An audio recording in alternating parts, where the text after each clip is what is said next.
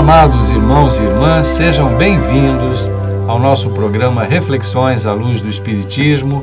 Nesta oportunidade, em um segundo momento, um segundo programa, trazendo a presença graciosa e uma grande honra da nossa parte, da nossa querida doutora Luciane Frazão, que vai fazer uma pequena apresentação dela, porque já foi conhecida e reconhecida no primeiro programa, e depois vamos continuar com o tratamento dos nossos autismos. Luciane, muito bem-vinda, muito obrigado pela sua disposição de estar aqui conosco, pela sua presença, e vamos começar o nosso programa.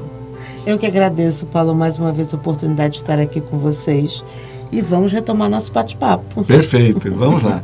Nós havíamos terminado falando, quer dizer, terminado na verdade, nunca se termina, né? Porque é um tema extenso mesmo, sobre os vários autismos. E hoje nós, continuando a nossa programação, seria interessante falar sobre como identificar os pontos? Sim, vamos lá então. Seria interessante mesmo. Então, como nós conversamos no nosso outro encontro, né? Nós falamos do espectro do autismo, falamos de autismos, porque entendemos que é justamente essa condição humana que pode variar dentro de um determinado repertório, né? Um ponto que hoje ainda é bem difícil, digamos assim, para a sociedade entender é que o processo de diagnóstico do autismo, agora eu vou parecer redundante, perdão, é um processo, né? Você leva um tempo para você mapear as diferentes possibilidades, identificando os sinais dentro dos marcos do desenvolvimento, para você então poder fechar um diagnóstico.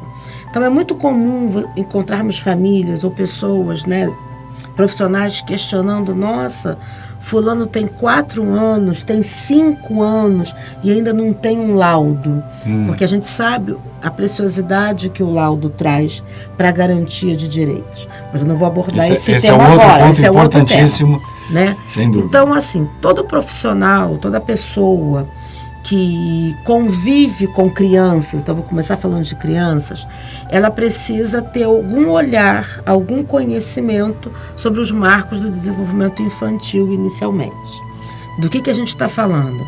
Do momento em que se espera que a criança engatinhe, que a criança ande, que a criança fale, que a criança comece a pegar brinquedos e brincar, né, e não fazer movimentos, por exemplo, repetitivos, que a criança comece a olhar para um ambiente e poder contar histórias, né? Então, existem etapas dentro de cada faixa etária, dentro de cada idade, que você espera que a criança vá fazendo esses ganhos.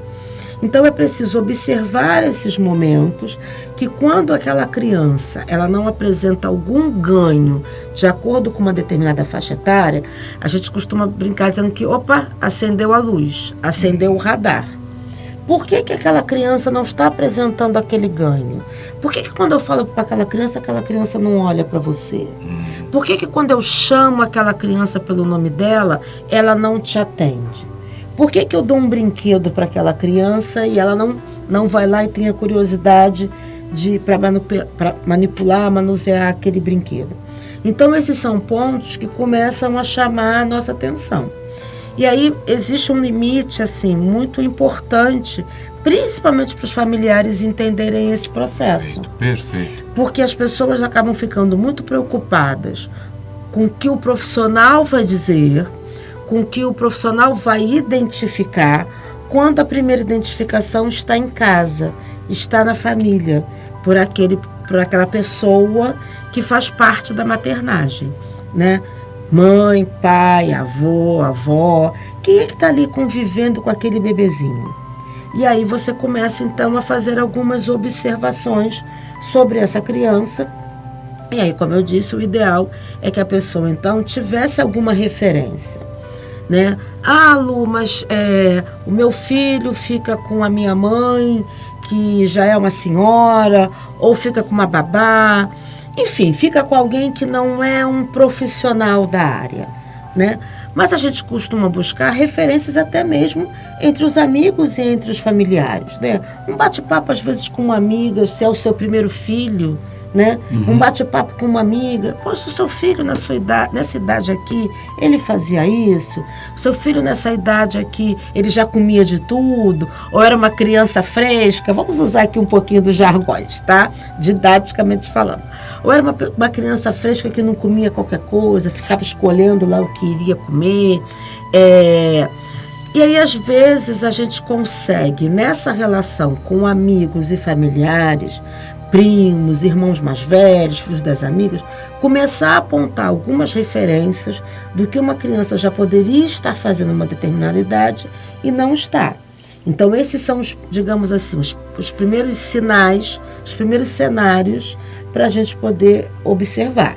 Existe, Luciane, desculpe interromper, algum tipo de literatura que dê uma pontuação, que indique alguma coisa nessa linha, que permitisse verificar ao longo do desenvolvimento variações que merecessem para as famílias poderem se orientar? Assim, uma indicação possível é ter livros que falem sobre o desenvolvimento infantil. Genéricos, que falem sobre o desenvolvimento infantil. E aí faz uma comparação. Exatamente, porque são livros que vão trazer em algum momento essas classificações, né? De acordo com 1 ano de idade, estar andando. Com 2 anos de idade, já está falando tantas palavras. Então, você tem aí uma literatura que fala sobre desenvolvimento infantil que já traz essas informações, tá? E aí, de repente, até para o outro encontro, eu posso até trazer uma bibliografia como uma indicação para esse sentido. Até para não ficar assim, mas aí eu vou pegar um livro que, de repente, é muito mais para profissional. E existe hoje uma literatura que circula muito bem sobre essas pessoas, né? Que convivem com a criança. Uma literatura que está mais voltada para os profissionais e uma outra literatura que está mais voltada para os pais, para os responsáveis, para poder estar se ambientando, digamos assim, sobre esses marcos do desenvolvimento. Você trazendo essas indicações, nós podemos colocar na própria linha do programa para ficar fácil da pessoa depois pesquisar e seguir. Vai ser bastante interessante. Pois é. E aí, então, existem 2 pontos que eu sempre falo que eu acho que são muito interessantes, mesmo dentro dos familiares. Quando a gente está olhando para essa linha de desenvolvimento e a gente percebe um desvio, né? É como se você estivesse olhando uma estrada e você tem as ramificações daquela estrada, né? Quando eu observo um desvio, por que será que esse caminho, então, encontrou esse desvio? Será que eu, enquanto responsável pela maternagem, não estimulei o suficiente?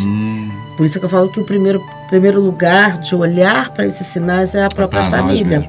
Porque a criança, ela vai corresponder àquilo que eu dou para ela, àquilo que eu ofereço. Se eu ofereço um espaço onde, por exemplo, ela possa explorar o ambiente, ela vai virar, rolar, engatinhar, andar muito mais rápido, ou melhor dizendo, muito mais de acordo com aquilo que é esperado para a sua faixa etária, do que quando eu trago para ela um espaço limitante.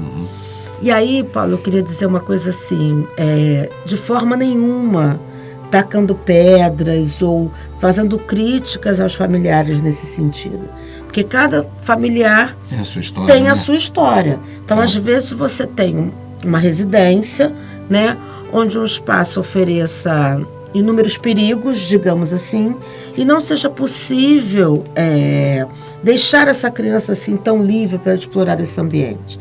Mas aí é preciso que a família esteja atenta de criar esses momentos, então.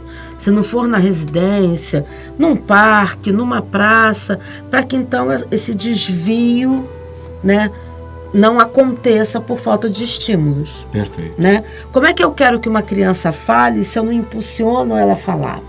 Né? Isso é uma provocação.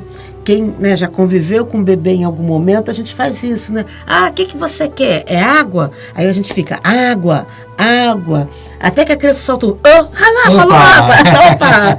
E assim a gente vai. A gente não fica lá, fala mamãe, fala papai. E é uma delícia ver qual que vai falar primeiro. Exatamente. Na minha casa, por exemplo, a minha filha falou vovô primeiro. Vovô estava mais presente. Exatamente. Uma delícia. Né? Que meu pai estava sempre por ali por perto, enfim. Então são esses momentos que a gente vai fazendo, né? Então, na verdade, o profissional, o que ele faz? Ele, dependendo da idade, né, do sujeito, ele vai orientando a família para fazer essas observações em casa também. Ele observa no seu espaço, né, de consultório, seu espaço clínico, e ele faz também uma orientação ao familiar para que ele possa fazer essa observação, para poder fechar o diagnóstico. Um outro ponto que entra também nesse universo são os exames. Às vezes algumas pessoas me perguntam assim, Lu, qual é o exame que vai me ajudar a identificar o autismo? Bom, dentro do meu conhecimento, até a presente data, eu desconheço um exame que vai fazer a identificação do autismo. O que muitos médicos fazem é passar alguns exames que possam justamente retirar desse processo de investigação, que é um processo, né, de pesquisa, de investigação, que outras situações possam estar ali dentro desse desenvolvimento e que poderiam, digamos assim, não validar o autismo. Mascarar a condição. Exatamente. Né? Então, alguns exames são feitos nesse processo justamente para poder entender um pouquinho mais desse corpinho, né, desse sujeito, e poder, então, dialogar com esse processo diagnóstico. Então, o que eu estou querendo dizer com isso? Basicamente, é a observação desse sujeito no cotidiano que vai me fazer entender um pouco mais dentro do seu comportamento, dentro da sua evolução comunicativa, se ele está mais próximo ou não de apresentar um diagnóstico de autismo. Maravilhoso, porque aí essa interação, notadamente na família, você mencionou também na parte do apoio dentro do contexto educacional, sim, etc., que é fundamental também, mas o foco é como os familiares, né? Eu gostei muito desse termo maternagem, eu nunca tinha ouvido falar, é muito interessante, muito técnico, mas bonito, vou poder usar nas palestras também. É na maternagem, na materialidade desse amor pela criatura que está ali crescendo sob sua responsabilidade, seja pai, mãe, avô, tio, tia, irmão, né? Que você tem a chance de identificar por amor se aquela criatura está vindo, florescendo, e aí se você está estimulando adequadamente também, né? Exatamente, exatamente. Bacana, muito bom. Então a gente começa assim, identificando alguns pontos nesse processo. Por exemplo, se você faz um diálogo com aquela criança, está lá amamentando, né? Ou seja o peito, ou seja a mamadeira, se você está fazendo esse contato visual com esse bebê e você percebe que não há reciprocidade, né? Olha para tudo que está ao seu redor, mas não olha para você. É claro que tem um tempo, mas a gente não vai ficar aqui detalhando os protocolos, claro, né? Mas existe um tempo ali que aquela criança precisa fazer esse contato olho no olho. Se esse tempo é um tempo muito menor do que se esperaria, é um já sinal chama, assim, para chamar a sua atenção. Isso. É autista. Não é isso. Calma. Mas é um sinal para a gente estar observando. Se é uma criança, por exemplo, que nunca chora, um bebê que nunca chora porque está com fome, porque está sujo, né? Porque quer atenção, é um sinal. Da mesma maneira que uma criança que já chora, mesmo depois de limpo, saciado, né? A gente precisa observar. Eu sei que pode parecer assim, nossa, Luciana, mas são sinais tão tênues, né? Mas quem ama percebe. Né? E quantas vezes eu escutei, né? Mas bebê tem cólica, bebê tem isso. Mas se você foi lá, já amamentou, já deu lá, enfim, já seguiu a receita familiar da cólica. Se esse bebê está quentinho, ou seja, você já lançou mão de várias estratégias para acolher esse bebê e ele continua ainda muito choroso, é um outro radar que a gente precisa levantar aí de que, enfim, existe um desconforto, né?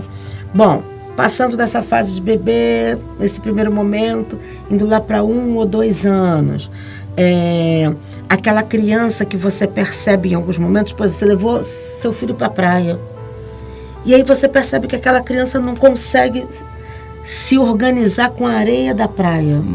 Não pega na areia, você percebe aqueles pezinhos tensos. Isso é um outro sinal que pode chamar a sua atenção. A gente pode estar falando aí de algo que nós chamamos da questão da sensibilidade sensorial, que algumas crianças autistas apresentam, algumas pessoas, né, autistas apresentam, que é não conseguir lidar com algumas texturas, né? Eu convivi com um menino durante muito tempo, por exemplo, que podia estar um calor de 50 graus no Rio de Janeiro, mas ele estava sempre de casaco e calça comprida. Olha. Porque ele tinha uma sensibilidade tátil muito grande.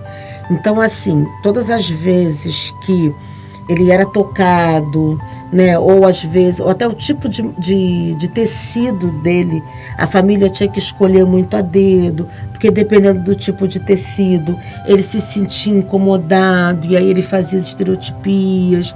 E sobre essa questão da sensibilidade, por exemplo, que está muito próximo ali da seletividade alimentar, é um cuidado que a gente precisa ter, porque perpassa por uma disfunção orgânica, né?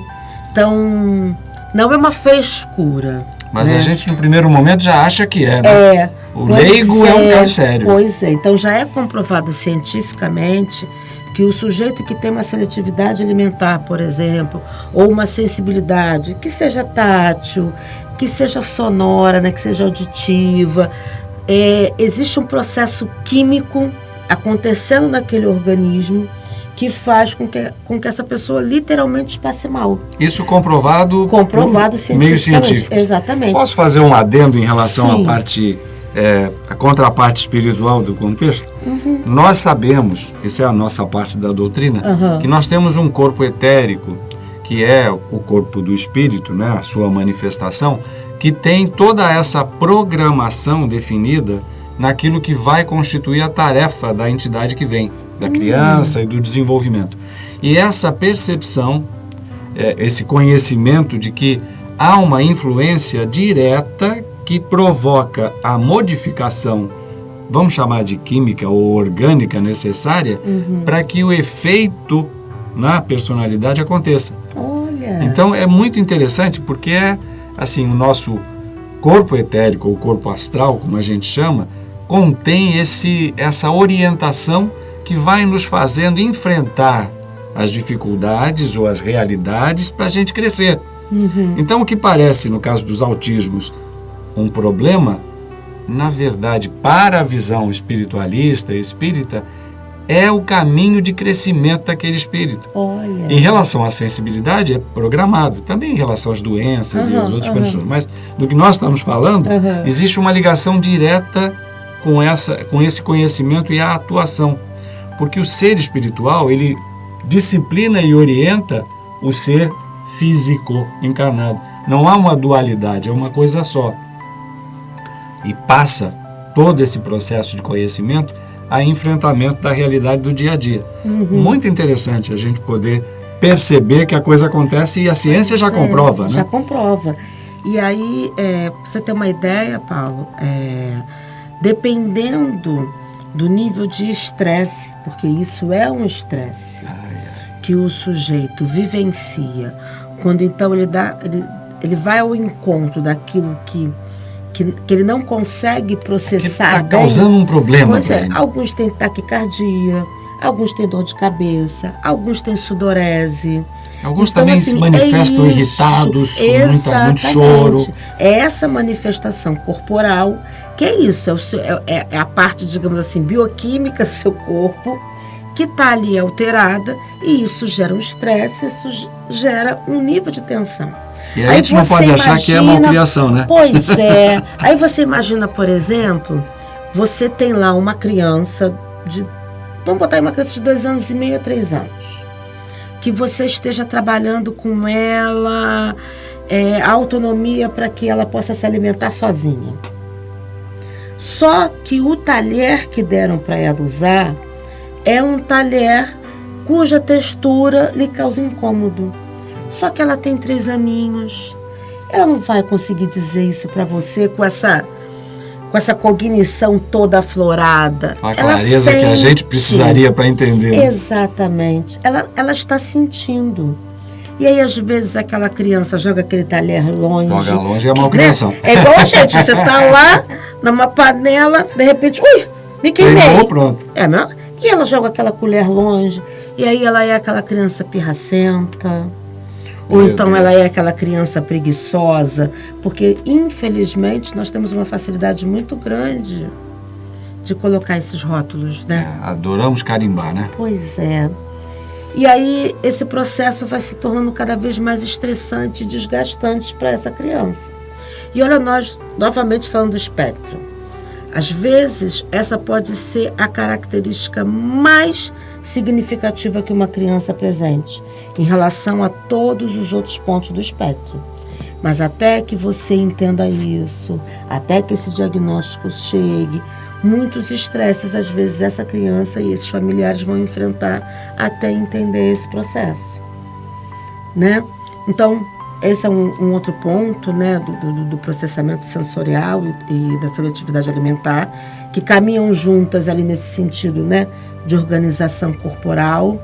E a parte social, quando, por exemplo, a gente vê com muita facilidade, eu tenho um netinho assim também, você ir a um restaurante ou um ambiente que tenha muita gente, com uma criancinha assim, muitas vezes ela fica tão indisposta que Sim. a gente não consegue nem ficar no restaurante, né? Sim, sim.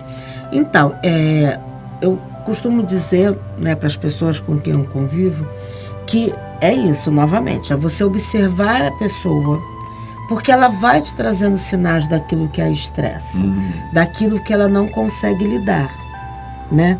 Se você já sabe como é que aquilo funciona, você precisa trabalhar com aquilo que nós chamamos de previsibilidade, tá?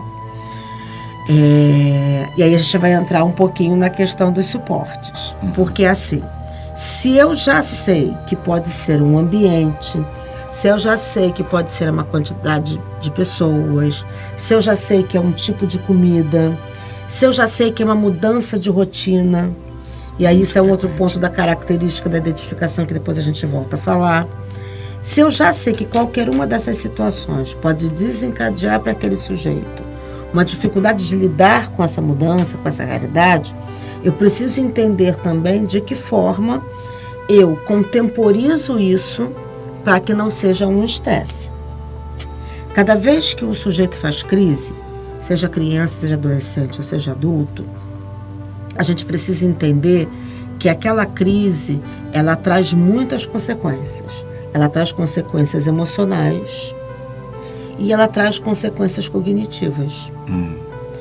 Porque é isso, o sujeito fica o tempo todo tentando lidar com aquilo que nem sempre ele entende. Ele reconhece que o incomoda, mas ele não entende por que o incomoda. Ele não consegue lidar com aquilo. Exatamente. Aí manifesta a explosão, o descontrole. Exatamente. E aí, quando ele entra numa crise, há um desgaste emocional e há um desgaste cognitivo muito grande, porque ele fica o tempo todo tentando voltar para aquele momento antes da crise. Então, se você já sabe que isso pode acontecer, vem a previsibilidade. Se é uma questão auditiva, é muito comum hoje nós temos os tamponamentos, né? Você tem os abafadores, né? Se é uma situação que você não tem nem como montar uma estratégia, é uma avaliação mesmo. Eu preciso fazer o meu filho, minha filha passar por aquilo. Nesse momento, nessa época. Exatamente. Existe um outro espaço onde ele possa estar, existe um outro momento, uma outra situação que eu possa criar para que isso não aconteça. Se é uma mudança de rotina, como eu falei, nós trabalhamos muito com histórias de vida, nós chamamos de histórias de vida, né? Então, tá na escola e a escola vai fazer, por exemplo, um passeio. Vai fazer um piquenique na Quinta da Boa Vista, né? Se eu já sei que essa mudança vai gerar nele um estresse, eu passo pelo menos alguns dias antes trabalhando isso. Eu posso trazer fotos da Quinta da Boa Vista, fotos do piquenique, fotos do colega da escola. Eu posso trazer para ele esse trajeto da escola até a Quinta da Boa Vista, para que ele já comece a se organizar. E aí isso vai trazendo com que esse sujeito, ele vá trabalhando com essa ansiedade que já geraria naturalmente pelo fato de uma mudança de rotina. Perfeito. Então, assim, seja o abafador, seja a história de vida, seja não entrar num determinado espaço, pegando esses exemplos que eu dei, são aquilo que nós chamamos de estratégias. São os que chamamos de suportes, né? Que hoje entrou muito no senso comum falarmos que é autista nível 1 de suporte, nível 2, nível 3 de suporte, né? Bom, os níveis de suporte, eles entram nessa condição daquilo que é mais necessário para o outro. Para ajudar a equilibrar, para ajudar o desenvolvimento propriamente. Exatamente. E a parte dos estímulos, nesse caso, o suporte ele vem antes ou é concomitante? Quer dizer, como é que a coisa se combina? O que é que uma família deve, eu não vou dizer priorizar, mas dar uma atenção primeiro? Aí vai depender muito da pessoa. Caso. Vai depender muito da pessoa. Porque assim, a gente não tem controle de tudo que acontece na nossa vida. Claro. Né? Eu saí de um espaço e me direcionei para vir para cá, mas no meio do caminho o transporte podia ter acontecido alguma coisa. Claro. E eu poderia não ter chegado, por exemplo. Então, assim, como é que eu me reorganizo nessa pauta? Eu tinha um trajeto, eu tinha um tempo, eu tinha uma organização e ela foi interrompida. Então, eu não tenho como trabalhar a previsibilidade de dizer que vai quebrar o ônibus ou que a pessoa vai ficar doente. Então, isso vai depender muito de pessoa para pessoa, a maneira e o momento em que o suporte entra. Para alguns sujeitos, né, o suporte vai entrar antes, como a questão da previsibilidade, como eu falei. Para outros sujeitos, o suporte ele só consegue vir depois do acontecimento, porque vai depender de algo que a gente não tem controle, que é viver. No leigo, no entendimento comum, a gente vê algumas situações onde o acolhimento e a paciência para esperar que esse momento, no caso já depois do acontecido, né? Depois da erupção de algum problema, um descontrole qualquer da criança ou do jovem, que a gente possa acolher e não separar, dar tempo para que ele possa se acalmar e também a gente tratar com acolhimento, com carinho. Pois é. Né? Mas isso também envolve muito, aí a gente vai falar um pouco de cognição, né? Isso envolve muito também a compreensão que a gente consegue fazer com o próprio sujeito, com a própria pessoa, para que ela reconheça as suas necessidades de suporte e para que ela tenha autonomia para lançar mão desse suporte sempre que for necessário e não ficar aguardando que outra pessoa faça. Resolva por ela. Então, contando um caso, né? Jovem, entrou na farmácia porque tinha uma medicação para comprar. Em algum momento, quando estava na farmácia aguardando ser atendido, veio um som que começou a incomodar, porque é uma pessoa com processamento sensorial, que a questão é auditiva. Quando ele entendeu que ele ia fazer uma crise, ele foi numa das prateleiras, arrebentou com uma embalagem aqueles algodões, aqueles chumacinhos de algodão, para ele poder tamponar o ouvido. Perfeito. Só que o que aconteceu? Né?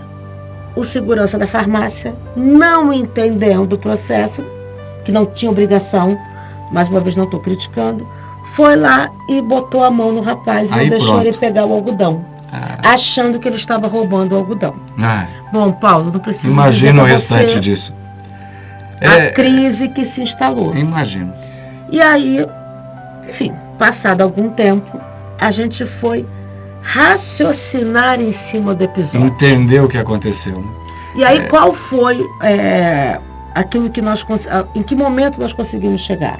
O que foi para ele? Você não sabe em que momento você vai fazer crise? Você não conseguiu identificar o sinal? Sim. Então você não precisa depender mais disso. Você já sabe que agora, quando você sair à rua, você tem que levar no Ou seu levar bolso... tamponagem ou algodão. Perfeito. São soluções desse tipo que nós vamos procurar mostrar para os nossos queridos telespectadores, nossos irmãos e irmãs, nos próximos programas. Ainda temos uma grande bateria de informações para colocar à disposição de vocês através da nossa querida Luciana. Mas vamos ter que encerrar porque chegamos ao nosso limite de tempo para este programa. Aguardem as próximas edições. Luciana, a sua despedida de hoje. Até a próxima. Até a próxima. Muito obrigada. Muito obrigado pela atenção e obrigado, Luciane, pelas suas explanações Obrigada maravilhosas. Gente, paz e bem, paz e luz, paz, muita paz.